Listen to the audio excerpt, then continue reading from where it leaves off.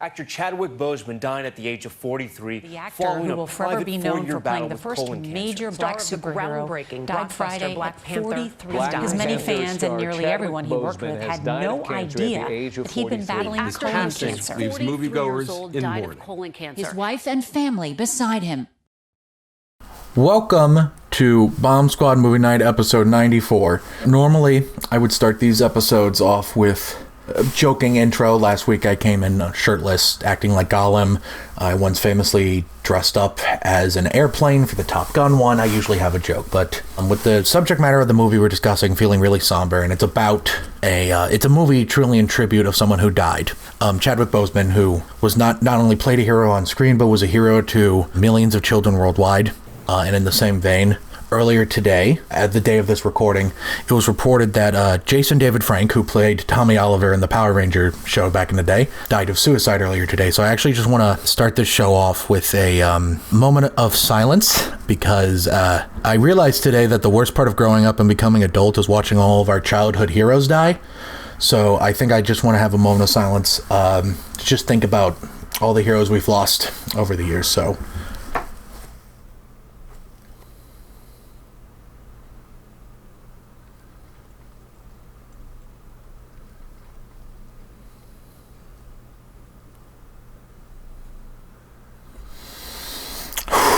okay, now we can get into it for real.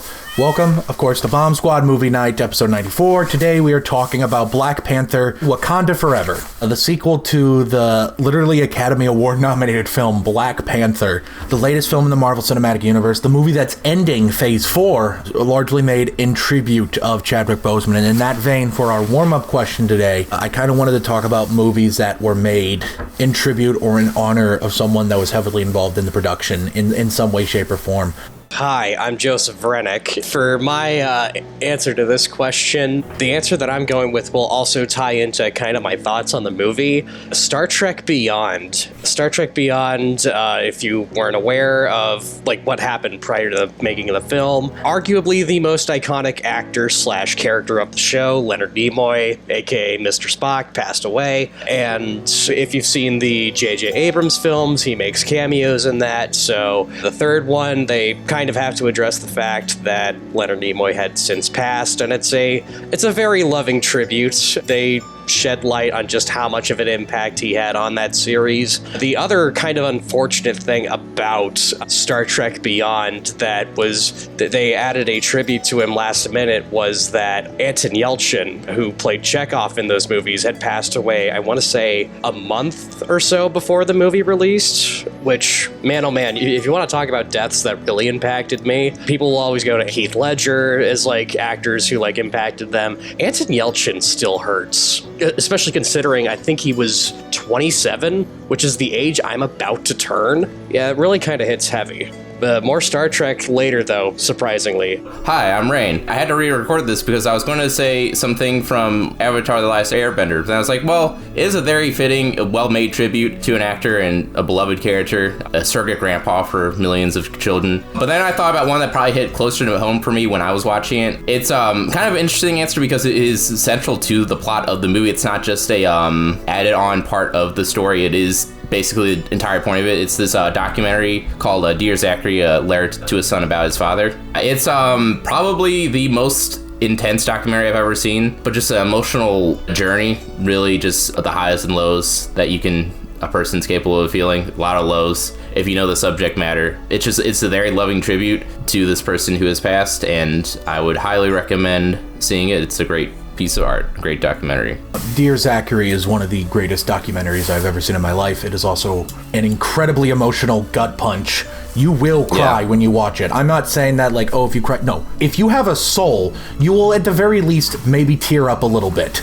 That movie could make a stone cry. Considering this is the Black Panther episode, I figured one of these should be about a black person. And there's surprisingly few films dedicated to black people because of the way that Hollywood was for a very long time. AMC just wrapped up their first season of Interview with the Vampire to pretty excellent reception. Most people probably know about the earlier film adaptation from the 90s because that got Brad Pitt and Tom Cruise in the same movie. But in 2002, there was another adaptation of Anne Rice's vampire novels called Queen of the Damned. Queen of the Damned was the second film to feature the Princess of R&B, Aaliyah Houghton, more commonly known just as Aaliyah, in an acting role. Aaliyah paved the way in some respects for artists like Rihanna, later works by Beyonce, and Drake.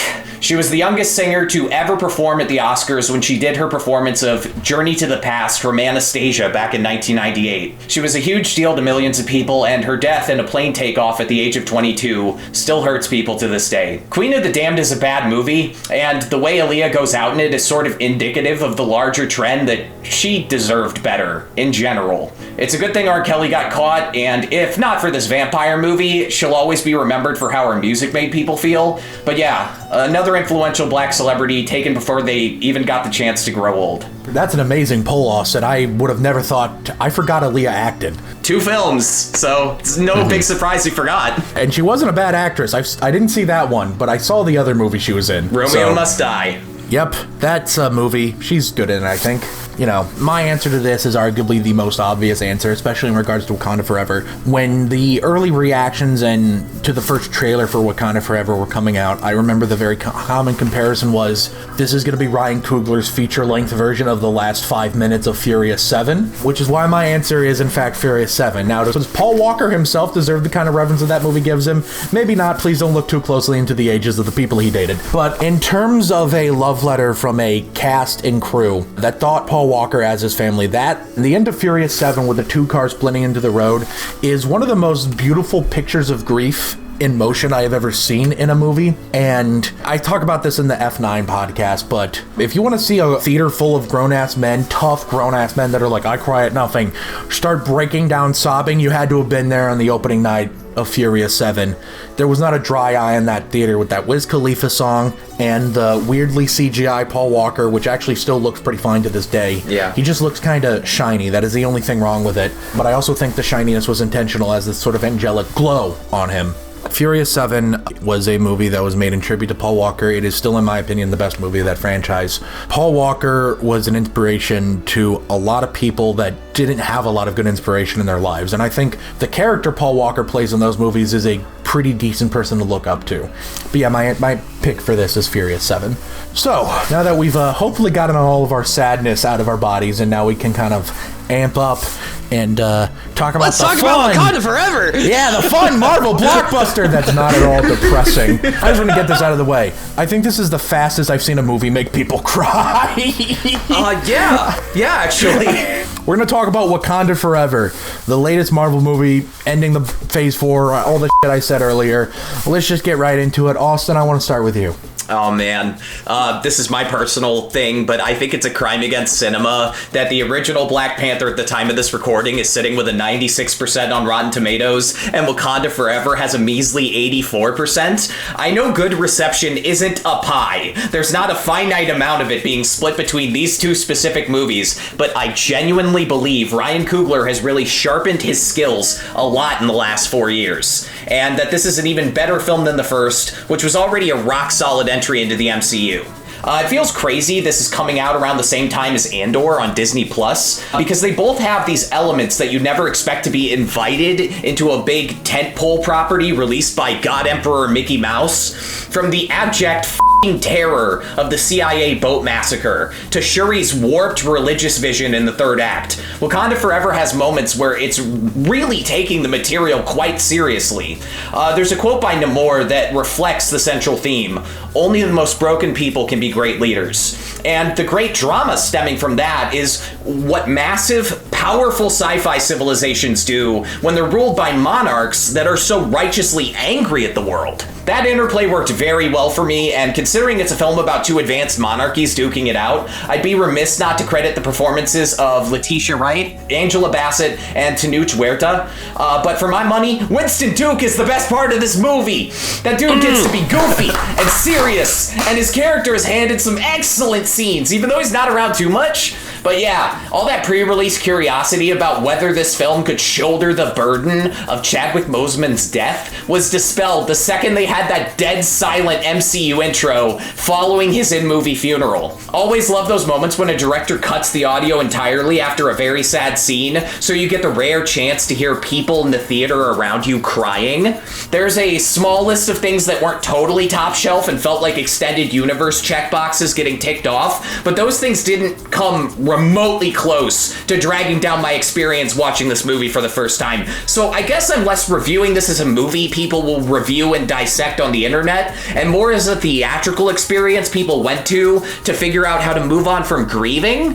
Wakanda Forever is proof that this particular franchise and the people in it can survive through the darkest circumstances, which makes the name very fitting.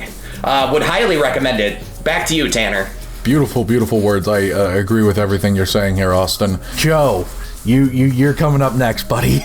All right, so we got to talk about the opening, because that opening, they just get it out. They address it right out of the f***ing gate. I remember when I read a leak that said the opening would be Chadwick dying of a, quote, illness. I thought that was going to be tacky and would not play well at all, and that shows why Ryan Coogler makes these movies and not me. Oh my God, yeah. But yeah, it's like not only do they get that just out of the way and have arguably, I say ballsy in the most respectable way, but a very ballsy way to show off the Marvel logo, like having it completely dead silent. I don't think any other studio, well, honestly, I didn't even think Marvel would have the balls to do that. Certainly didn't do it for Stan Lee, but you know what? It's well-deserved for Chadwick Boseman. There's a whole ton of emotional gut punches throughout this whole film. Arguably one of the most memorable endings to not just a Marvel movie, but movies that came out this year. A really good ending. About the whole movie itself, I'm gonna start and go back to the thing that I was saying about Star Trek. Something that I brought up to Tanner as we were leaving the theater for the first time. I remember telling him on the car ride home, I wonder how many kids are gonna be bored to tears by this movie, because there is a lot of talking and not a whole ton of action. And the comparison I made was to classic Star Trek movies. I jokingly referred to it as like the Wrath of Khan of the Black Panther movies, but honestly, it's kind of more the undiscovered country than Wrath of Khan in a lot of ways, just based on how they talk about like the politics of like Atlantis and Wakanda. It kind of reminded me of how they were talking about the politics between the Klingons and the United Federation of Planets. That's also a movie that has like its action like very sparse, and then when it happens, it's really fun. That's the same thing with this movie. It's a lot of talking, a lot of it's really interesting talks, and when the action hits, it's really good. As a Fantastic Four fan, I got to shout out my boy Namor, the Submariner himself. He's finally here. They did him justice. He said the thing. I literally said that in the theater when he said Imperatus Rex. I literally said, he said the thing. He said the thing, yep. Arguably the first Marvel Comics character, if we want to go that far back. Him and the Torch. There's a cameo in this movie that caught both Tanner and I completely off guard. Spoiler alert, I guess. Okay, giant spoilers. So, Michael B. Jordan shows up and steals the entire damn movie. He does, in one scene. Him showing up should have been obvious, and yet it still caught me off guard. Mm-hmm. Yeah, like, nobody saw it coming, and it's arguably the best scene of the movie. I don't know what else to say about the movie. It's a really fun time. I think everyone should go check it out. Movie good. Back to you, Tanner. Movie good! Yes. I agree with all of that. The Michael B. Jordan scene is an absolute showstopper. And here's the thing, Marvel kept that under wraps better than any cameo they have ever done. That I did not hear about that. Well, actually, did you guys not see the Creed 3 trailer beforehand? That was telegraphing he was in the movie. Rain, do you think you're ready to do it? Yeah. I'm very much of two minds about this movie. The one respect where I'm like completely unambiguous one feeling towards is the technical aspects of this movie. For the most part, I think this is a huge step up from the first one. I thought one of the things dragging the first one down was that it was just, while the costume design and the production design was like outstanding as it is in this one, I thought the cinematography was kind of fine, decent, not I didn't really go beyond the typical like Marvel look, I thought, for the most part. But in this one, I thought they really stepped up. Just it felt like Ryan Coogler was more comfortable with directing a blockbuster, having more experience of that, with the first movie under his belt helped. And then probably whoever the DP is, that probably made a huge difference. Another woman. Ryan Coogler has worked with a woman cinematographer with every movie he's directed. Fun fact. I know for this movie, they switched from spherical lenses to anamorphic lenses. That was a big thing that changed the look of this movie. That's interesting. Because I will say, the battle scenes still, well, okay, so the fight scenes, like the one-on-one fights, like the one-on-one fight between the Dora Milaje woman and the one like big Atlantean guy, that was great. Big Chungus.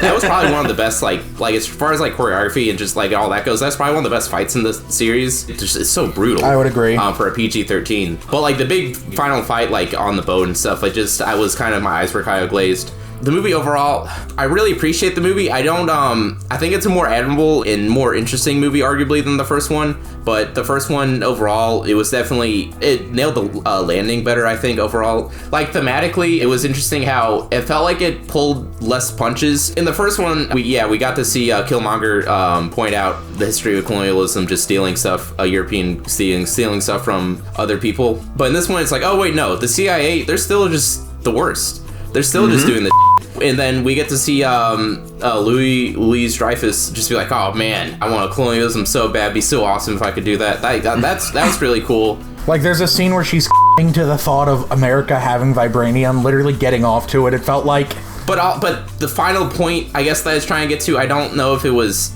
I don't know, I still need to think about it more. I still don't know how I feel about it, but I think I like it. That's my answer as far as thematics and the politics go. Plot-wise, maybe I was just feeling like an old man the day I watched it, but like I kind of appreciate how there was just not that many fight scenes. It was just a lot of just character stuff. I really appreciated that. Although it felt like 3 hours to me. It did not feel like 2.5 or whatever it actually was. The final thing I'll say is, while Letitia Wright, I think, did a really great job with her performance of Shuri, I thought that because basically there's this whole undercurrent that's supposed to be with her character where like she has like this dark undercurrent and she's more aggressive than her brother and stuff like that. I think it wasn't communicated as well as it needed to be through the script and stuff like that, if that makes sense, at least for me personally. And final thing I'll say is M'Baku, pretty great. I think it's really cool how like he's clearly like grown and matured since the last movie, like the scene in the Queen funeral where like, he's saying, hey, I will send you my strength and support your wisdom and stuff like that. I think that's it. Movie, I enjoyed it, but I don't know how much I enjoyed it. I'm still on the fence about a lot of it, but I appreciated it. Rein, it's interesting you bring up Shuri's character arc here and how maybe it's not as communicated as effectively, because my biggest critique of the movie, and I actually love the movie, I gave it 5 stars on Letterboxd, this is less of a critique and more of an observation, is that Shuri's arc in this movie is basically identical to T'Challa's arc in Civil War, about dealing with vengeance when someone kills your family, and how to not let grief consume you within anger. And I think that's a beautiful thing. This movie is entirely about grief and how people respond to grief. Shuri responds with anger. Okoye arguably responds with sadness. Lupita Nyong'o's character kind of responds to it by running away. Now, granted, the movie says she did that before Chadwick died, but still, that's kind of how it feels. The Queen responds to it by just burying herself in her work, essentially, and trying to act like everything's fine when clearly nothing is fine. And Rein brought up the big point I wanted to mention beyond that, which is Ryan Coogler has clearly taken a step up in terms of technical prowess. He was obviously already a brilliant director. Watch Creed and watch Fruitvale Station. It's not like he doesn't know what he's doing. He knows what he's doing. But clearly the experience making the first movie allowed him to better know what to do in order to make a blockbuster and truly take advantage of the massive budget I'm sure this movie had, because boy does it look expensive. But unlike a lot of Marvel movies lately, guys, I don't really notice that many lapses in terms of VFX, which is very refreshing after Turd Love and Thunder and its insistence on the volume thing that still doesn't look that good. And of course, Idris Elba kid head thing, floating head, insert here. It's very nice to see a Marvel movie where the effects are on point almost 100% of the time. There are a few shots in the movie that look particularly bad green screen, but other than that, I thought the VFX was entirely on point, which is nice. Marvel clearly knew they had to let this one cook, because people would be pissed if they did the same thing they did with the first one, where it devolved into looking like a PS2 Mortal Kombat game. I think the action scenes especially are a big step up. The original Black Panther has one really good action scene in my opinion, and that's that one take in the casino, because that is the scene I can tell Ryan Coogler got to direct. Unlike the rest of the action scenes in the movie. It feels like Ryan Coogler's fingerprints are in every scene in this one. It feels like at the very least Ryan Coogler was in the room when they were doing previs. The final fight is arguably the weakest one. Not the one-on-one stuff. I'm talking about mostly everything on the boat. The boat is kind of goofy. Also, I'm going to say it, the Blue Angel armor thing, it's ugly. It looks terrible. Like, it was funny when Okoye kept talking about how ugly it is, and I thought the movie was gonna like pay it off at a joke later by showing the new one that isn't ugly, and then when she shows up rocking it, I'm like, oh no, it's ugly, it's hideous, she was correct. Right. I really like Ironheart. I feel like none of us has talked about Ironheart. I really like her. I like that actress. I think she's a fun addition to the MCU. Rain's problem is that she's a human MacGuffin, and Rain doesn't like women. That's actually his issue. No, you're right. She's a human MacGuffin. That and the CIA stuff is the most we have to do at Marvel now. I think Julia Louis-Dreyfus's character, even though she has some good scenes, is entirely immaterial to the movie, and you could probably very easily cut her out and maybe even better the movie for it. Because that seems to be the common complaint with this one. Not from me, but to others, it's too long. And I get that it is the second longest Marvel movie, only Endgame is longer. This thing's longer than Eternals, and that sucker was pretty long. I've been building this Lego set while you guys were talking. Look, it's Icarus. Nice. Great movie. It's one of my favorite Marvel movies. I definitely rank it top 6 or 7 in my personal MCU rankings. It's my favorite MCU movie of the year. I'm sorry, Mr. Raimi. Maybe you should have killed off Tobey Maguire and then did a tribute to him in your movie to really win me over. Not Peter Parker. Yeah, Tobey Maguire. Sam Raimi shows up to Tobey's house with a gun. I need a box office hit, Toby. Fuck. I'm sorry, Toby. And we'll be back after a brief commercial break.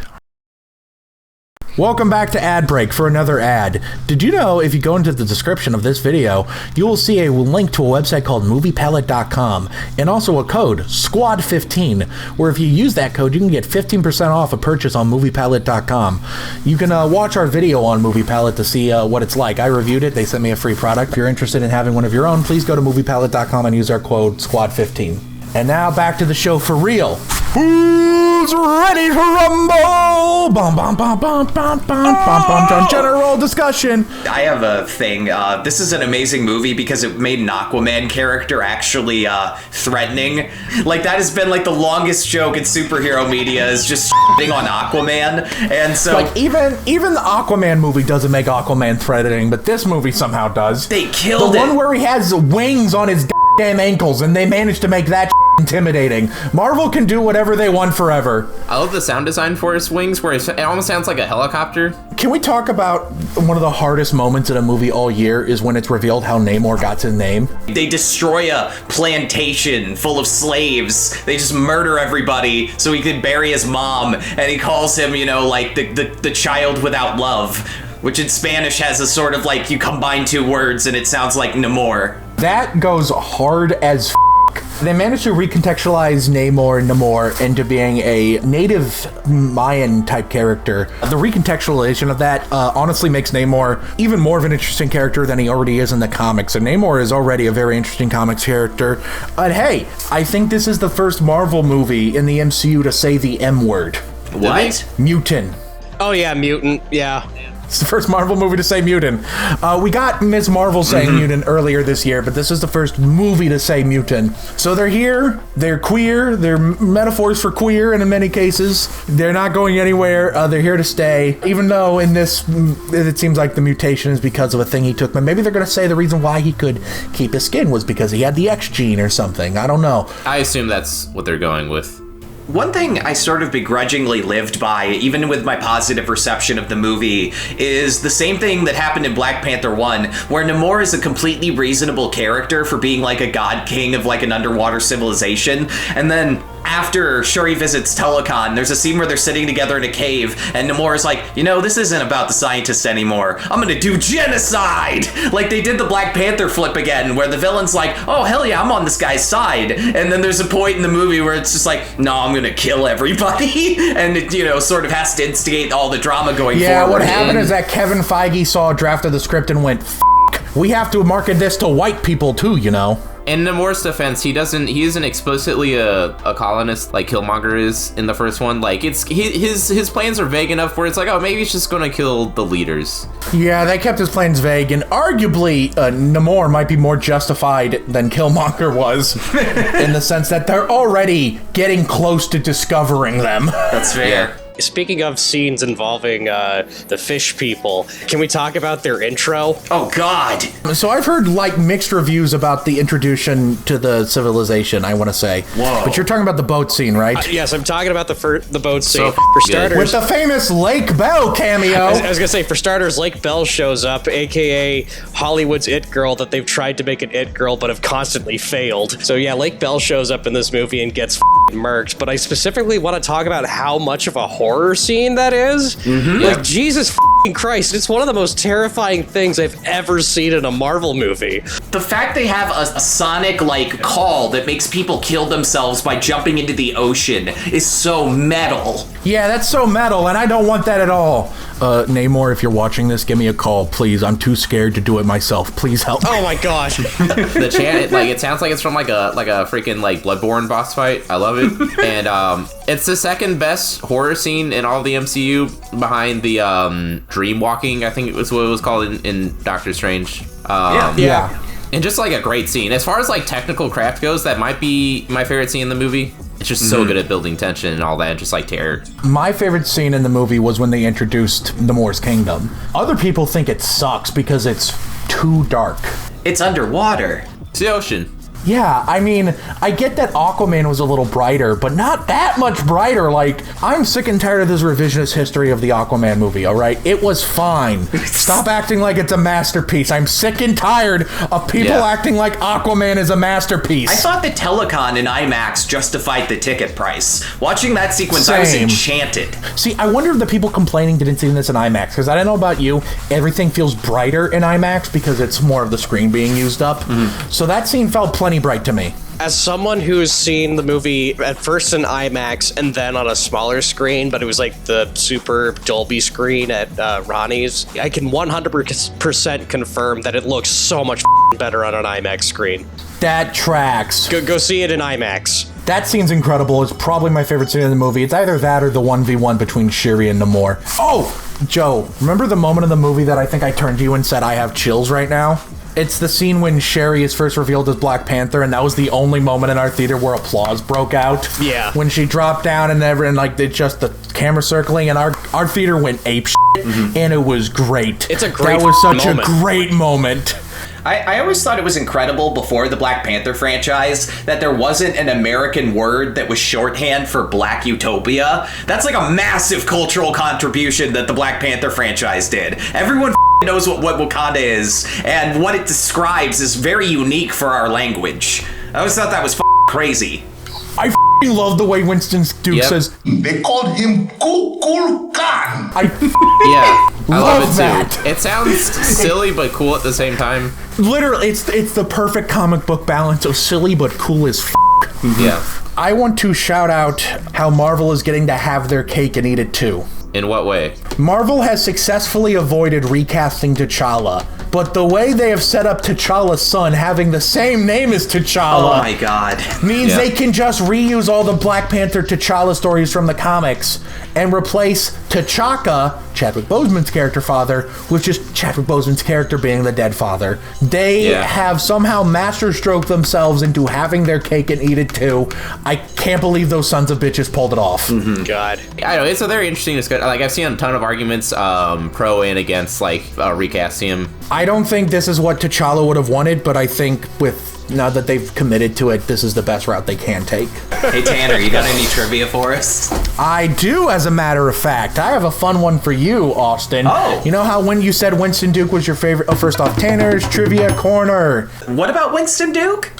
He improvised the line, "You bald-headed demon." Hell yeah. One of your favorite lines in the movie. Hell yeah. So, 𝐁𝐥𝐚𝐬, the guy that plays Namor, fun fact, when Ryan Coogler offered him the role, 𝐁𝐥𝐚𝐬 responded with the line, "I've never drowned before." He wasn't technically lying, however, he didn't know how to swim before this movie. So when his answer was, "I've never drowned before," is the perfect "I'm not lying" answer to that question. Good God. This has so much in common with Andor. I never would have known. 𝐁𝐥𝐚𝐬𝐬, speaking of him, actually has the first ever introducing credit for a Marvel Studios film, which is interesting considering he's in his 40s and has been acting for years, but this is his first English language movie. So they're definitely introducing him to America. Apparently the Tokoan throne, Namor's throne, the teeth on it belong to a megalodon. A shark. Insert Jason Statham punching megalodon.jpg. Tanner, was that your Jason Statham impression? Because it sounded more like Yoda.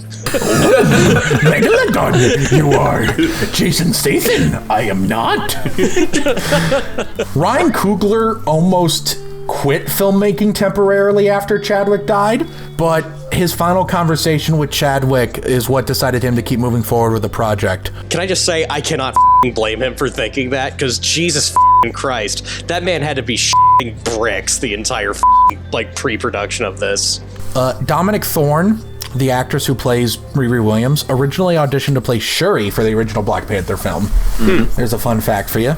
This is the 30th movie in the MCU. So, the costume designer, Oscar-winning costume designer, as she won for the first movie, Ruthie Carter, had to test every costume she made for the Talokan people underwater. She had to test every costume and the materials underwater.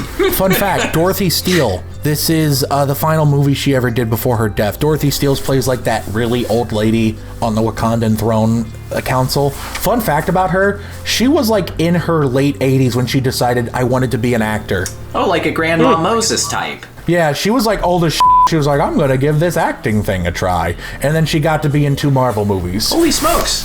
Good for her. Mad respect. That is following your dreams and then executing to the maximum potential. So, you guys want to hear some actors that have apparently been considered for Namor in various circumstances leading up to his appearance here? Because Marvel has been thinking about doing Namor for years, because obviously, I think he is by far the biggest solo character they had yet to adapt in any of these movies. Yes. So, here are some guys for you. Dwayne "The Rock" Johnson was at one point considered for Namor. No. That would have sucked. Yeah.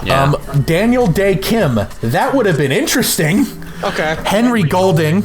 I can see it. 100%. David Boreanaz, born in... David Boreanaz? Yes, David Boreanaz, thank you. The Bones guy? Yeah, David Boreanaz was considered for Namor. Brian T. Brian T, you might know him best as playing Shredder in the Michael Bay Ninja Turtle movies. What the? Okay.